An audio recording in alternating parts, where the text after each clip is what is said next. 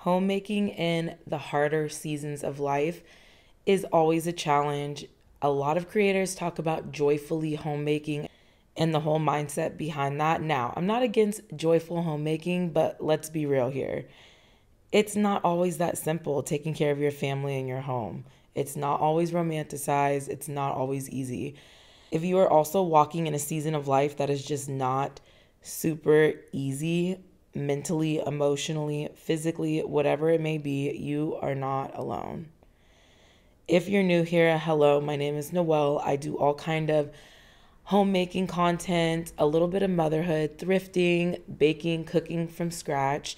We are a low-income family of 5. Just thought I would take you through the day of homemaking and making a whole bunch of different things for the week. I am marathoning in today's video. I call it Marathon in the Kitchen, and I try to do this once or twice a week where I spend basically the whole day in the kitchen, because why? Making good food for my family is a huge priority in my life. It's not, absolutely necessary, but it is for me. I really believe in trying to eat, as toxic free as possible and all of that really good stuff. So I am dedicated, okay? We're not new to this. We are true to this when it comes to making things for my family. So I'm starting out with making a brine. I made a brine for a whole chicken for later because we're going to shred it up, save the chicken broth for another time. I'm doing dishes because my husband just popped in to say hello and giving me all the loves and the motivation for the day, because that is so important. I swear he motivates me so much, even when I'm not in the best moods. He knew that I needed a little extra love this day. I am going through, or should I say I'm walking through, a postpartum period. My daughter is currently a little over 4 months, but when I filmed this video, she was probably like 2 months. I just forgot about this footage that I actually had it, and I thought, why not still make a video for you guys? But yeah, it is a hard time when you're postpartum and you're trying to take care of everything else. So I thought today would be a really good time to talk about postpartum homemaking and all of the struggles that can come along with that. And I want you guys to know you are truly not alone, because wow, it can be very difficult to get things done when you have a newborn that just wants you to hold them. And again, it is so sweet, and I am not complaining. That is not what this video is about. I will pop in here and tell you like what I'm doing throughout this video. I'm about to take out this chicken, give it a little bit of a rinse. Now, I don't know if this is necessary or not, but I know in the Black culture, you're supposed to wash your chicken. So I've always done that, but I don't think you have to. When I was doing research, it seems like it's not necessary to do that, but I've always done that. So I just gave it a quick little rinse and then put it in my brine that is salt and brown sugar. And I'm going to just put that on the stove for basically the whole day until I'm ready to deal with dinner. I'm going to wash my hands really good, wash the sink really well, and then just keep on pushing with my day. I am going to make a meal. I'm making chicken pot pie for my family as well as a friend's family, and a few other things that I'm also going to give to her as well. She is currently walking through a postpartum season as well, and I just want to, give her love and just a little bit of support. So I just figured if I'm making my family something, I might as well double or triple the recipe so we can eat it for a few days and she can have some as well for her and her family, just to make life a little bit easier, because I know how important the village is and how there's a lot of people that don't have the village, is what we call it, having people that will support you during, different seasons of childbearing and child rearing times. It can be very difficult if you don't have any support. So I just want to be here for the people in my life if I can. It doesn't take much effort to make an extra meal for somebody. It's the little things, you guys, that truly count. I just mixed up some pancake batter that I had in my fridge overnight. I do a lot of prep work before I do these marathon days because I want it to be a little bit easier. So the kids wanted some pancakes. I'm making regular sourdough pancakes and some blueberry sourdough pancakes, and I just had that fermenting in the fridge overnight. I added some eggs, a little bit more milk, and baking powder. You don't have to add the baking powder, but I find that the pancakes just are so much fluffier when you add the baking powder the day of. You don't want to do it the day before and then put it in the fridge, because baking powder only lasts for so long, the chemical reaction. So you want to do it the day of, if you're going to ferment it in the fridge though. So I just did that, and I'm going to make a whole bunch of these pancakes. Oh, here's a little rattle. I just find random things, you guys, on the floor, on my counter. That's for the baby, her little baby rattle. Actually, all of my kids had that baby rattle, which is really sweet. I save all of their toys. Here's a little fun fact. If you're doing pancakes and they turn out like weird shapes, I always pour it in some kind of pouring container with a spout, and it makes it just become more of a circle. Not always perfect, but more of a circle. And I sprayed some ghee spray that is really good. I think I got it from Costco, grass-fed ghee. And that's animal fat, if you guys don't know, I believe. And yeah, it makes it really easy and non-stick. I'm using a cast iron, one of my favorites. So I'm making a whole bunch of these pancakes because they freeze well and warm up really well, so I can have easy breakfast throughout the week for my children and Fry. But yeah, it's really just going that extra step, making extra to put in the freezer, or whatever you really need to do to make your life that much easier, because this season of postpartum is wild. You know, you're tired, you're covered in breast milk and, you know, poop explosions and all of the things, okay? It's just a mess. Also, if you're freshly postpartum in those first few weeks, definitely rest as much as possible, because you are, you know, you're going through all of the postpartum, you know, bleeding, and it's a lot. So TMI, if, you know, we're talking about women things here, but it's just a lot, and you are not alone if you're struggling too. I also was struggling a lot from brain fog. I know I talked a little bit about this in another video, but my brain just felt scrambled a lot of the time when it came to trying to put the pieces together of what I need to do next and what's important. I would just try to prioritize what I'm doing. I just took out a whole thing of sandwich bread dough that I had going earlier in the morning before I even turned on the camera, and I'm just going to shape that. And these loaves, it took me like a few times to shape for some reason. My shaping game just was not there today. So I had to shape these loaves a few times, and that was just what it was. I also cut a little off to give to the kids to play with, because they really wanted to. Oh, my husband was showing me something on the phone.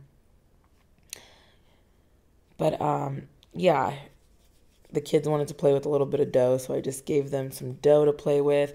Now, mind you, while I'm in the kitchen, my kids are definitely destroying the house. Just to keep it so real, they are doing arts and crafts and just having a good old time, which is, you know, absolutely okay. This is their house as well, so messes happen. They're little kids. They do help me clean up, though. I do have them clean up their messes, which is great at this age. They can help a lot, and they do clean up their messes as best as they can, you know. But yeah, my house is definitely going through some things behind the scenes behind me as I'm in the kitchen. And I always expect that when I'm in the kitchen for a long time, doing these marathon like days. But you know what? I always thank myself later once I have a whole bunch of food done and prepped or cooked or whatever the case is. So I'm kind of bouncing back and forth between tasks, you know, flipping pancakes, shaping dough. I have dinner already on the stove going, and you really just have to think about what is going to do work for you while you're doing something else, like getting dinner going on the stove, shaping loaves while I'm making pancakes. I did burn a pancake or so because I kind of forgot about it. But again, that's the brain fog that I've been having. I'm easily very forgetful. If you guys didn't know, this is something I recently found out this postpartum season, is that the brain actually shrinks during pregnancy. Oh, here I am eating and holding a baby. That is also, very much life right now. And I don't mind. I love having her just right here with me all the time. So I'm always cooking and usually have a baby in my arms. And I've gotten really good with doing things one-handed. I will say that. But anyway, your brain shrinks when you're pregnant, and it takes about a year for it to go back after postpartum or after having the baby. It takes about a year for your brain to, I guess, go back to normal size. So that kind of explains the brain fog, which I find very interesting. And they are also doing studies to see if it has anything to do with postpartum depression. I have not had postpartum depression this time around, which has been great. I have had it in the past mildly. And I definitely recommend to seek a doctor if you are going through that, because that can be a very scary time. But, just know you're not alone. Like, a lot of mamas are going through it as well. I am making, I don't even know. Oh, I'm making an artisan loaf right now.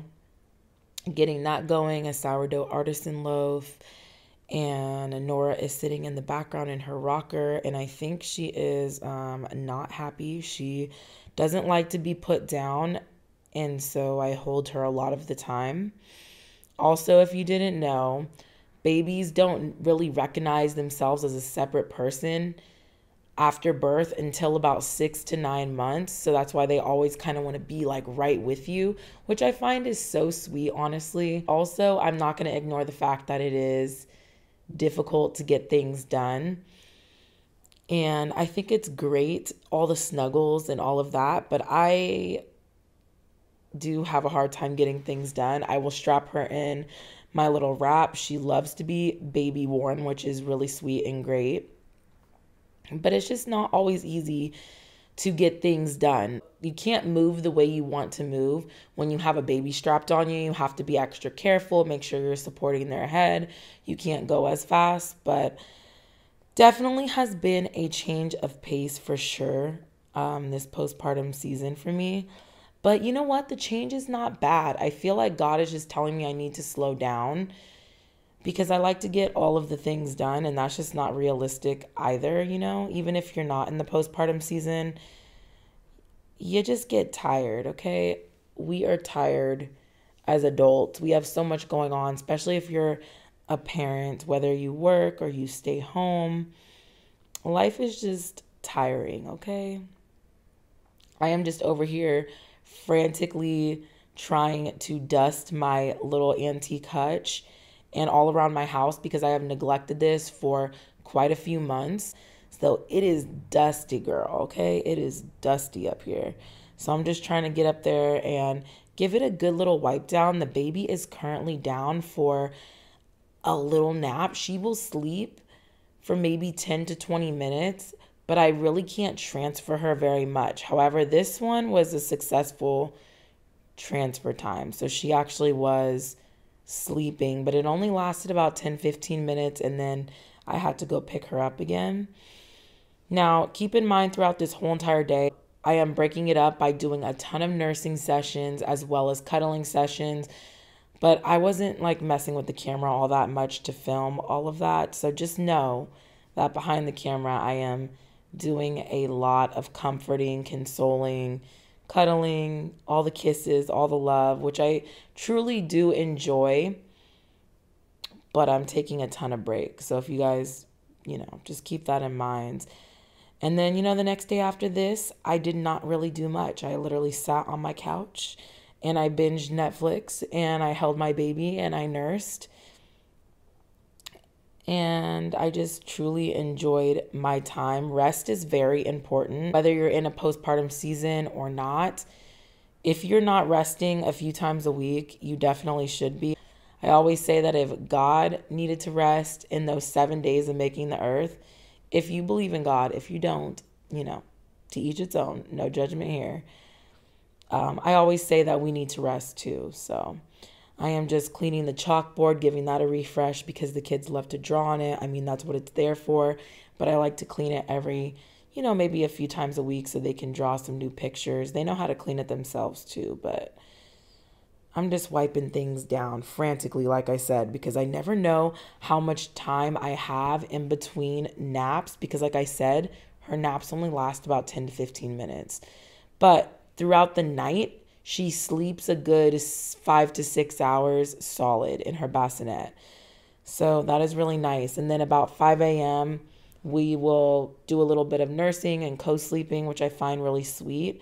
Kind of like I get the best of both worlds, but we don't really co-sleep until, like I said, every morning she wakes up about like 5 a.m. And then for the next few hours, we'll just fall back asleep together after she nurses. And I find that to be really sweet, and I soak that up in the morning. It's a great way to start my morning, and I love it. I have also had quite a bit of postpartum hair loss.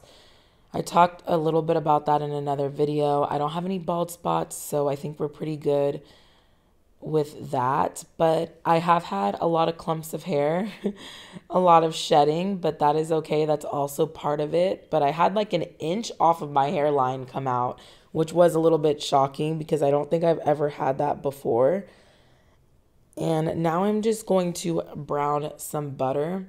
In between here, I did a little nursing session, was able to put her back down for a minute, and I'm browning some butter for our brown butter chocolate chip cookies. We have been enjoying these so much lately, and yeah, I'm just going to brown some butter, and then I'm going to put it in the freezer to solidify for a little bit, and hopefully not let it get too hard. But spoiler alert, I did let it get a little too hard, and you will see that where you'll see.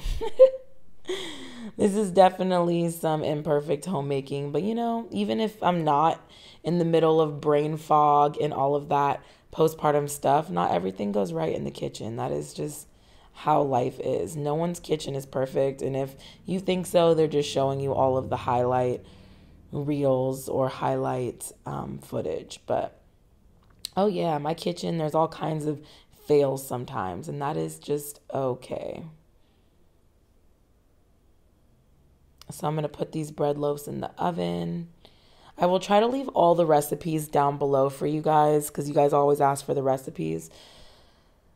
And I hope you guys enjoy them. If there's one that I forgot, because, I am a forgetful person right now, just let me know. Just let me know in the comments. I will happily give you the recipe.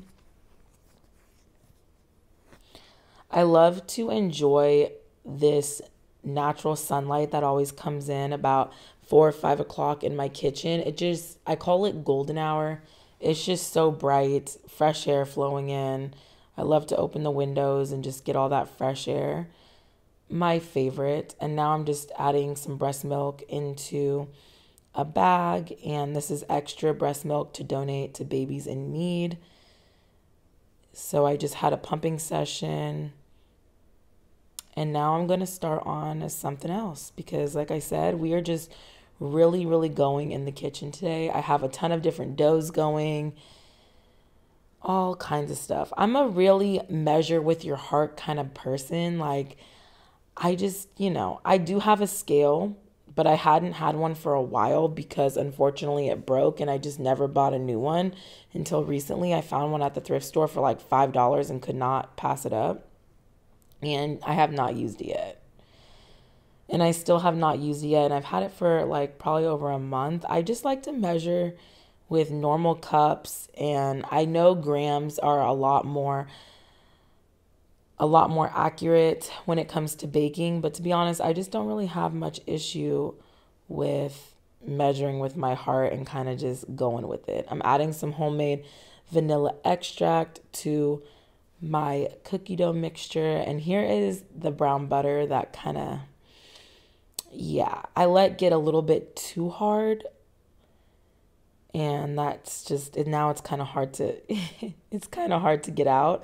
So I warmed it up for 10 seconds in the microwave, broke it up, and I'm gonna add it in. I didn't want it to be fully melted because I don't want melted butter for my chocolate chip cookies. They just don't turn out the same as solidified butter. And I ended up going back and making like 2 more batches of these. I originally was just going to make it for my friend, but then decided I would just make some for the week as little treats because we like to have our sweets around here a time or so a week. More than that, probably a few days a week. You know, we like the baked goods. What can I say? So I ended up making 2 more batches of that, but I didn't film it. And yes, I did eat some raw cookie dough because you must eat the raw cookie dough. Okay? I have been doing it my whole life and I cannot help but do that. I'm going to let this chill in the fridge for a little bit and then go ahead and shape that. And in the meantime, I'm going to do a stretch and fold and we're just going to keep on moving. Keep on moving and grooving in the kitchen. That is what these marathon days for me are about, is get as much done as I can so I can just homeschool my kids, keep up with my house, and relax, and just fully rest, edit and make content for you guys, all of that stuff. I am a slow liver, but also kind of a busy person as well. There's always so much, it feels like, going on. I left the sourdough loaf in my fridge to ferment for way too long, probably like over 3 or 4 days, which, you're not supposed to probably do this longer than 3 days, but it's probably been in there like a cool 3 or 4 days. So this loaf is going to be extra sour, but you know what? That's okay. No food goes to waste in my house. At least we really try not to. And I'm just going to practice some scoring with my bread because I love to practice scoring for artisan loaves. I find it so fun. So I'm just doing these little like wheat ticks. I can't exactly remember the name that they call this specific scoring, but I think it's like wheat something. But it's great. I love doing this. It kind of looks like a little flower. Not a flower, but kind of a floral situation when you're done with it. But I do this all the time with my bread, and then I'm going to give it those big score marks so we have good oven spring. That's always really important when you're making bread. I want to do another in-depth video on how I make sourdough because my method has definitely changed since my video a few years ago. It's become a lot more simple. And wow, look at that loaf. Is it the prettiest loaf? Definitely not. Not the prettiest loaf I've made, but it's a good loaf. It tasted really good, a really good snack. While I'm in the kitchen, the kids absolutely love to snack on homemade bread with some butter and some sprinkles. I think it's called fairy bread in Australia. My kids love that. So I'm just doing that because they asked as soon as they saw a fresh loaf if they could have fairy bread, and I said absolutely. So I'm just giving them that really quick. And then I put some like fruit and other stuff on the side for them as well. My husband cut a really good watermelon this morning. And so they ended up having that and some cheese and some meat, like lunch meat and cheese. It was really easy lunch. That we do a lot of easy lunches around here. I'm not a big make a whole meal for lunch kind of mama, to be honest. I kind of just go with what we have and do a lot of like snacky kind of lunches and just throw things together. I'm looking through all of my pie dishes and I'm trying to find one that I want to bring over to my friend's house, and so she can have a decent pie dish that I don't mind leaving over there. If for some reason I don't get it back, it's totally fine. Anyway, she did end up giving the pie dish back, and I never ask for that stuff back. I just kind of like, here you go, here's a pie. I should get those like 10 ones. That would be a good thing for gifting food, because I do like to give food and meals often to people I am very close with. And I had some pie dough in my fridge. I know I made a version of chicken pot pie in my last video, but these videos are filmed like weeks apart. And I'm actually making a chicken pot pie. I had a little helper in the kitchen and she wanted to do some dishes, so I let her do some dishes. So she's in the background on her learning tower, just, playing in the sink, doing her own little silicone dishes. I like to give them little activities to do while I'm in the kitchen. My kids love to be in the kitchen, so you'll probably see them in the background quite a bit. I don't blur faces or, not show them at all. You will see them in the background. I don't want my kids to feel like they can't just go about their normal day when the camera is out because, I can edit stuff out, or I want them to be able to still help me in the kitchen if they want to. And, I don't want their life to change at all. I've really been enjoying these voiceover videos because it's a lot less invasive on your family. You kind of just pick up the camera and go and do your normal thing. So I love that. I'm adding all of my chopped veggies, onions, celery, carrots, salt, pepper. You'll see like a ton of different seasonings. I add a little bit of flour, about like 1/4 cup of flour. All kind of seasonings. We like paprika in our chicken pot pie. Really whatever seasonings I have on hand. And I added that chicken broth, and I also add some raw milk because we do not have any heavy cream, but my raw milk has a good cream line on it, so I just added that. And butter. I don't know if I already said that, but I just mixed it all together and it was super delicious. Don't worry, the raw milk, I always get questions about that, of people telling me that it's so dangerous. But you guys, raw milk in California is tested. It has to be in order to be sold, at least legally sold.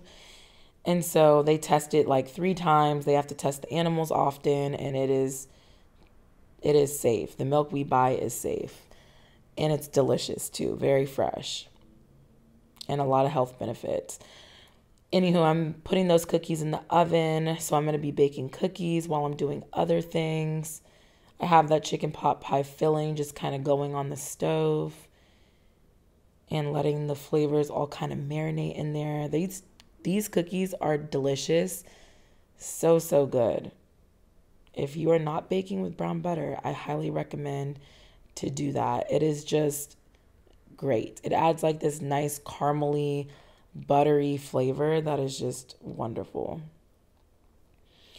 So now I'm just rolling out some more pie dough that I had in my freezer, and I'm filling that one pie that I already kind of assembled, at least the bottom portion. And then I am going to put that on top and then just do a simple like scalloped edge for the pie. Nothing super fancy, but it still looks pretty cute. And then I am going to just poke some little pie holes in it so, you get good airflow for the air to escape when it's in the oven. Chicken pot pie is one of my favorite like fall and winter dishes. It is just so easy to make as well as very hearty, and we absolutely love it. Also, meals like chicken pot pie are really good for if you are also a low income family. It is very affordable to make. You can get a whole chicken like I did, and you can also make the chicken broth and shred it. That's what I always do, is I like to kill 2 birds with 1 stone every time I cook if possible. I put the whole chicken on the stove, I shred it up, but I also make a broth. That way I can make soup or store it for a little bit later down the week if I'm making something else that needs chicken broth. But it's just a really good way to, get a 2 out of 1 situation, 2 out of 1 kind of deal. And I love that so much, but it is affordable that you just throw a few things together. And I'm going to do a little bit of a egg wash to encourage some browning. And yeah, I love these kind of meals that are just simple whole meals that don't take too much time to make, that freeze well, and you can always heat it up and you can assemble the pie. I've done this many times too, where I've made the pie just like this and then actually froze it and had it for a different time, like a freezer meal, and it was absolutely delicious and very easy to do as well as very affordable. I really do find that making your own food, it is so much more cost efficient, and I love that so much. We really appreciate that as a lower income family as well. And then I did something a little crazy that I wasn't expecting to do. And I turned my sandwich bread dough into cinnamon rolls, which is very easy to do. I just added a little bit more sugar because my husband really wanted some cinnamon rolls. So I just made that really quick. He kind of mentioned it and I was like, yes. And I made up a brown butter cream cheese frosting because I already had brown butter from earlier. And that's really how we kind of ended the night. I tidied up a little bit. My house, was looking a little crazy, but I was able to tidy it throughout nap times. Like I said, she'll nap about like 10-minute little increments. So I would just do like 10-minute little cleans and, just try to keep my house somewhat together. I will try to leave all the recipes down below again.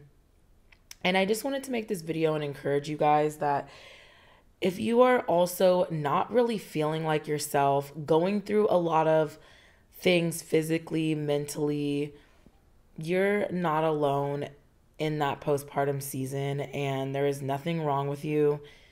It's just your body's going through a change. You're going through a huge change. Give yourself some grace and just know that the season doesn't last forever. It is truly just a season that one day we will look hopefully fondly back on and just think of the sweet times. A lot of us will probably forget a lot of the challenging times, but motherhood is hard. It's absolutely such a joy at the same time, but it's not easy. I feel like a lot of people online do this romanticizing motherhood thing, which I love to romanticize my life. Do not get me wrong, but I also do think that there is harm in just romanticizing your life online, And this was a day that I remember my headspace was not as clear, and I was going through it during this time when I was filming this video more so. And I was in the first several weeks of postpartum, and it's just, it's hard. And I just want you guys to know that it will get better. It does get better. Because I know for a while you feel like you're stuck in this season of, am I going to feel like this forever? You won't. It takes the body about a year to fully heal from having a baby, if not longer, if you had other complications or what have you. But you are not alone, and it will be okay. Anyway, you guys, thank you so much for watching, and I will see you guys in another one. Bye.